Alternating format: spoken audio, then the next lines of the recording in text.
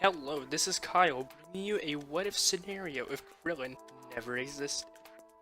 When we think of Krillin, we think of a spunky little midget who is basically the comic relief for all of the villains, including Raditz, Vegeta, Nappa, just about anybody who has come across him has basically kicked his ass. So, we're going to take a look at how the universe would change if our favorite little midget never existed. Let's begin. Since the early Dragon Ball days, we've seen Krillin as a growingly prominent character, training alongside Goku with Master Roshi and becoming a powerful human, probably even the most powerful on Earth.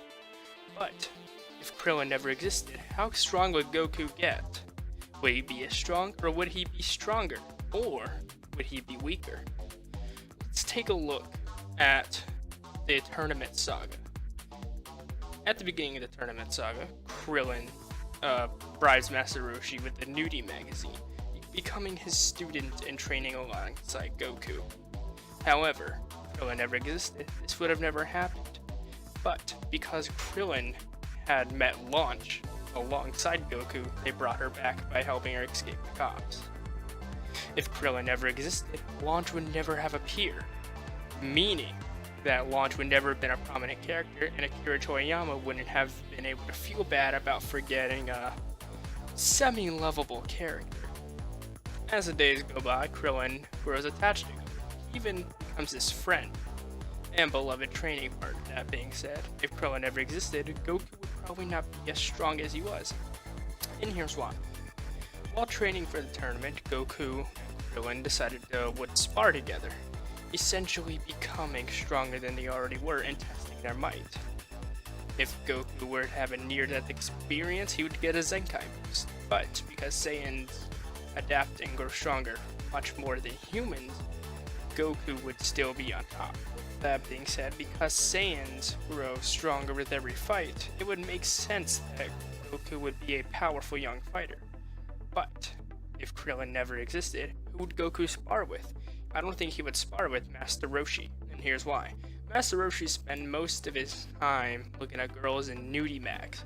He was a lecherous old man who, yes, was a fighter, but he didn't really spar with his young pupils much. As far as anything else goes, he would have Goku do the initial training, including the turtle shell on his back, and the construction work with Master Roshi. This would not grant him the strength he would have if Krillin existed, but it would grant him a substantial amount of strength, allowing him to advance to the finals and beat just about everybody until he got Jackie Chun, Master Roshi in disguise. Goku would still lose here, meaning that nothing would change and Jackie Chun would still be declared the victor. In the Red Ribbon Army Saga, Krillin does not play much of a role here, so I assume that everything will still play out. He will still defeat everybody, unless he comes across somebody who might be stronger than him in this alternate timeline, with him not being quite as strong as he would be. We then see him fighting Mercenary Tao, who I believe he would have still defeated, albeit with a bit more effort. After that, the Fortune Teller Baba Saga would begin, with Goku still searching for that one more Dragonfall to revive Bora, one of the men killed by Mercenary Tao. Bulma's Dragon Radar cannot locate it, so Roshi tells Goku about his sister Baba, who can find just about anything. He sets out to find Fortune Teller Baba with Yamcha, Krillin, Uba, and Puar. However, without Krillin there, it would just be him, Yamcha, Uba, and Puar.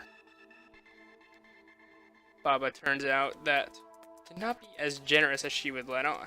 As a matter of fact, she challenges them to take on her 5 strongest warriors to get the request. First 2 warriors are defeated by Goku's friends, but Yamcha defeated by Panda. Without Krillin there to come up with a plan to beat See-Through, the Invisible Man, I don't think Yamcha would have defeated him, causing him to lose and forcing Goku into the ring. Now, if we think about it, Goku's come up with some pretty inventive ways of fighting, including using his tail as a propeller, using the Kamehameha wave with his feet, and many others. But I still feel like Goku would have defeated him, and here's why. His sense of smell. Even if Goku cannot see the see-through invisible man, he can still smell him, such as when he smelled Bulma later on in the series to tell that she was coming. His sense of smell is obviously pretty good. With that being said, I believe he would use smell to defeat see-through the invisible man, causing him to go on to the next round. He will go up against Spike, the Devil Man, and still defeat him, considering he doesn't have any impure thoughts in his heart. After that, he will be put up against Grandpa Gohan in disguise. Goku will have a lot more trouble winning this fight, who I believe Goku will still defeat him, albeit with more effort, such as the case with anybody in the Red Ribbon Army, including a general and Mercenary Tao. It isn't until we get to the Tian Shinhan Saga that Krillin makes another appearance. In this fight, Krillin goes up against Chaozu, and Krillin, that being said, Krillin manages to defeat Chaozu and moves on. Well, if Krillin ever existed, I feel that Goku would still beat Chaozu, and here's why.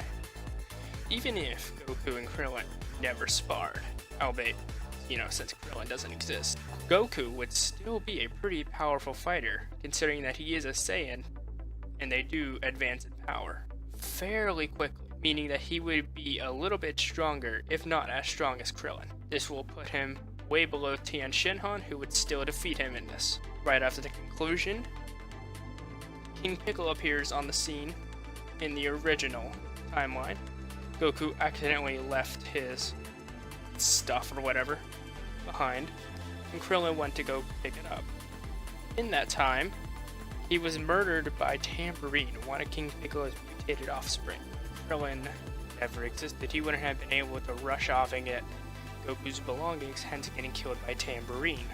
Because of this, Goku would have had to go back. In his fatigued form, he got defeated by Tambourine in the original timeline.